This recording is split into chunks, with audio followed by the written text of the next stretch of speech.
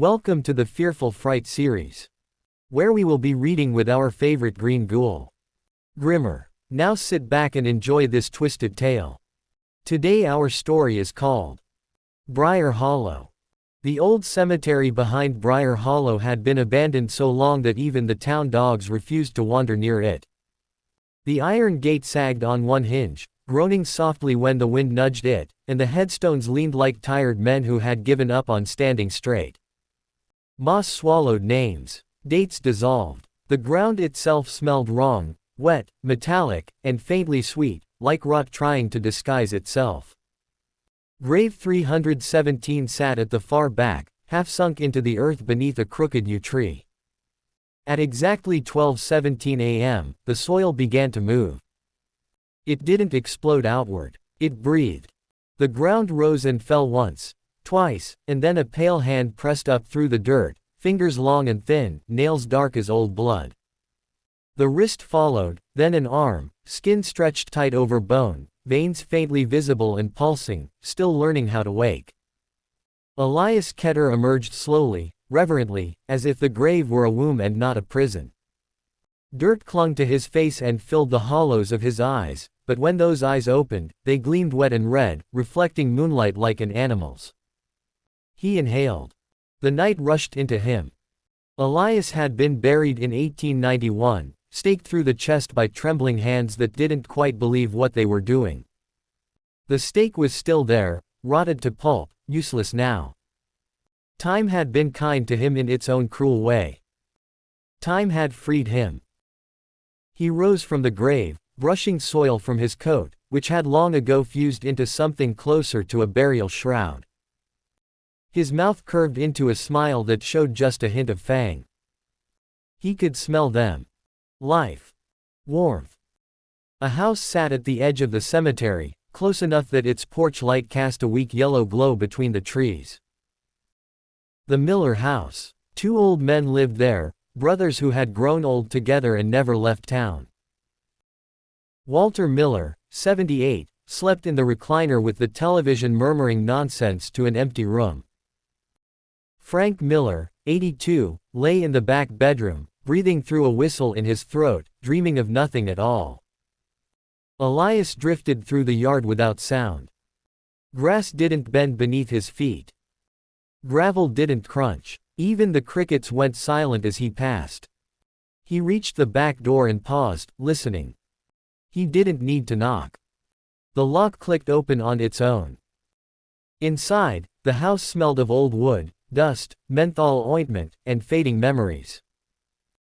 Family photos lined the walls, boys with toothy smiles, men in work uniforms, wives long dead. Elias trailed his fingers along the frames as he passed, absorbing the echo of their lives. The television flickered in the living room. Walter stirred. "Frank," he muttered, eyes half opening. "You still up?" Elias stepped into view. Walter's eyes snapped fully open.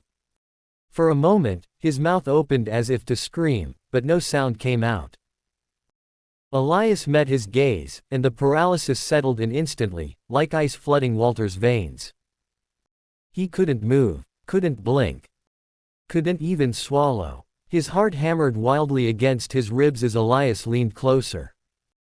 "Shish," Elias whispered, voice dry and intimate, like pages turning in a forgotten book. "I remember you." Walter's mind screamed liar, but his body betrayed him completely. Elias tilted his head, studying the old man's face with fascination. "You stood at the edge of the crowd the night they buried me. You didn't hold the hammer. But you watched." Tears welled in Walter's eyes. Elias smiled wider. "I like witnesses." He moved with impossible speed, gliding past Walter toward the hallway. Each step brought him closer to Frank's room, closer to the deeper, slower pulse he could feel through the walls. Frank woke to the sensation of someone standing over him. His eyes opened to darkness, and then adjusted. The face hovering above him was too pale. Too still. The eyes glowed faintly red, like embers buried under ash. Frank tried to reach for the lamp. Nothing happened. The paralysis took him just as completely. Elias inhaled, savoring Frank's terror. "You," he murmured, "you were braver than your brother. You said I should burn." Frank's chest heaved, but his body remained frozen. "I forgave you," Elias continued softly. "A long time ago." He bent down, brushing his lips against Frank's ear. "Tonight is not about forgiveness." Elias bit deep. Frank's blood was thin, slow, and filled with age, but it was alive. Elias drank carefully, deliberately, feeling strength pour back into his limbs, into his long-starved heart. Frank's eyes rolled back, tears streaming silently down his temples as his pulse weakened. When Elias pulled away, Frank was still alive, barely. Elias liked leaving things unfinished. He returned to the living room where Walter sat rigid, eyes tracking every movement. "Oh, don't worry," Elias said, sensing the question burning in Walter's mind. "He's not dead. Not yet." Elias crouched in front of him, bringing their faces level. "I need you awake for this part." He pressed a cold finger to Walter's forehead. Memories flooded in, Walter as a boy, sneaking through the cemetery, the night Elias was dragged from his home, the way his mother had screamed, the sound of the stake cracking bone. Walter whimpered, a sound trapped behind locked muscles. Every night, Elias whispered, "You'll remember me. Even when I'm not here." He stood and stepped back toward the door. The paralysis released suddenly.